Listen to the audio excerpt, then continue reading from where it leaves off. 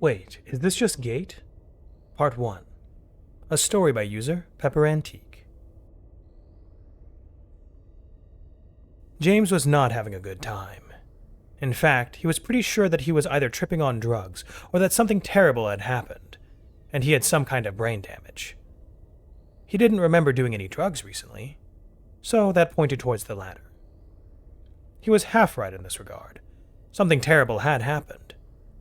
Here's what he knew. Just moments ago, himself, Sergeant Adike, Odie Odakow, and Corporal Paul Batty Batista had been chilling in their Striker 3 on guard duty outside their FOB at NTC. Some kind of green light had been glowing all over them in the Striker. It had lasted maybe 10 seconds. He thought maybe some of the guys had been fucking with him. Maybe even the Op4 guys. He was still inside the Striker 3, but only part of it. So was Sarge. And so was Batty's right leg. Sarge was screaming. He was pretty sure he was too. They were screaming because they were currently living through one of the most traumatizing scenes from one of his favorite childhood movies. It was the tunnel scene from the original Willy Wonka movie. Only there was no Gene Wilder giving a crazy monologue. There was no river of chocolate, no golden tickets. There was just him and Sarge screaming and shitting themselves while a kaleidoscope of lights and images flew past their windshield. He couldn't take his eyes off the windshield long enough to look outside the windows, but he didn't want to anyways. He knew about sensory overload. His little brother was on the spectrum, so he'd seen firsthand what a person looked like when there was too much going on for them. It had taken years to figure out what would and wouldn't overload Joey. Now he was getting a first-hand crash course at what it must have been like. There was a noise. He couldn't comprehend what it was. Like a train running by outside while its horn is blowing, only it was coming from every direction, and kept changing tone.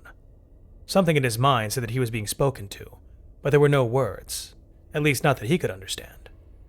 There were lights shifting through every color he could imagine, and several that he felt certain were actually outside the visible spectrum. But he was looking at them, and it made his eyes ache. They were flashing in patterns that would have made the raves he used to go to while still in high school look tame. If he'd been epileptic, he would have been having a seizure, and who knows, maybe he was. And the images. God, the images. He saw things that he thought would have fit in history documentaries, news specials, National Geographic specials, and more. But the subject of some of the images were so fantastical and bizarre that they could have only come from the fever dreams of some sci-fi visionary. Geiger, Tolkien, Cronenberg, Asimov, whoever made the Care Bears. Things that looked real, but couldn't be. All of these things were going on at once. His brain felt like it was straining to escape his skull. He felt something wet under his nose, but he was so preoccupied that that information became a footnote in his mind.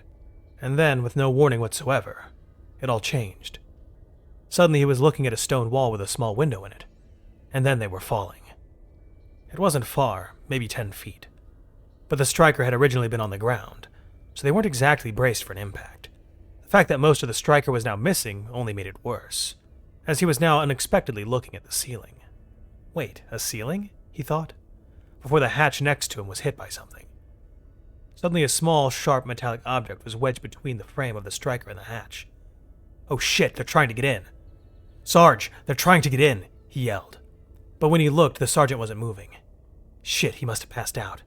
James looked back to see what had happened to Batty, only to be greeted with the sight of a small pool of blood and a severed leg. What the fuck is going on? Another hit opened the hatch, and he looked back in time to see another intruder prying out of the edge of the hatch. Wait, why does that look like a tip of a sword? He drew the pistol from the chest holster mollied to the front of his vest. Then he saw the shadow that was in front of, we're sideways, so technically I guess it's on top of us now, the front windshield. Whatever it was huge. It was wearing armor. It had a spear aimed right at him, and he had no idea how well a windshield made to stop 50 cal rounds would be against a spear. That info hadn't been in any of the PowerPoints during AIT. Luckily it seemed that the 50 cal rating meant that it was spear-proof too. The spear skidded off the windshield, leaving a long scratch and throwing the armored figure off balance. Meanwhile, the hatch was starting to show some light around the edge. He undid his seatbelt and began sliding down towards Ollie, pistol remaining trained on the hatch. Sarge, wake the fuck up! They're getting in! But Odie gave no sign of hearing him. He bit his left glove and pulled it off, then reached down to check for a pulse. Then the windshield exploded. Wait, what the fuck? He turned just in time to dodge the spear as it stabbed past his left ear. He raised his pistol and fired 3 shots straight into the armored figure. It fell back, blood spraying from the holes in his chest plate. He felt Odie grasping at his arm. Sarge, we gotta... But then he looked back.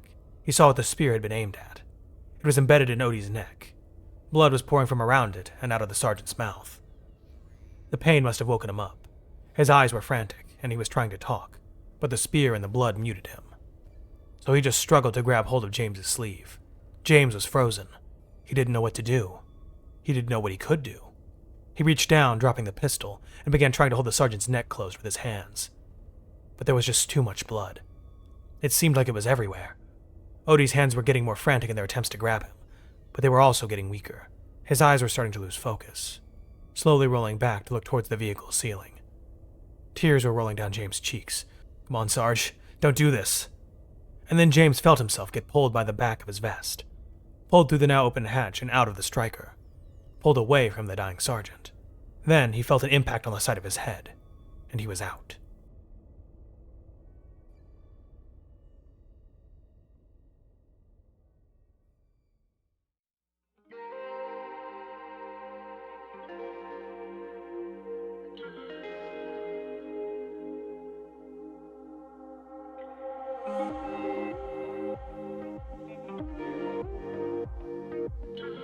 If you're new here, welcome aboard. Check out the description for the story, and join the Discord if you like. Consider supporting the channel and the author as well. It's a dangerous world out there, but remember to be brave and look up to seek the stars.